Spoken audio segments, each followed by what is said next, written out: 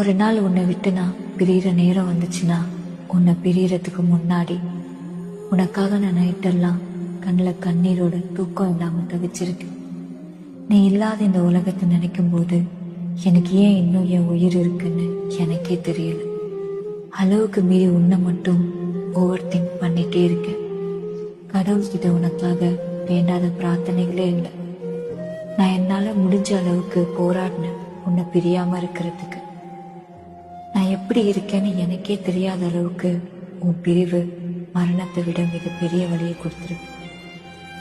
எப்பெல்லாம் நம்ம ஃபோட்டோஸை பார்க்குறனோ அப்போல்லாம் என்னை அறியாமலே மனசு உடைஞ்சி அழுதுட்டு இருக்கேன்.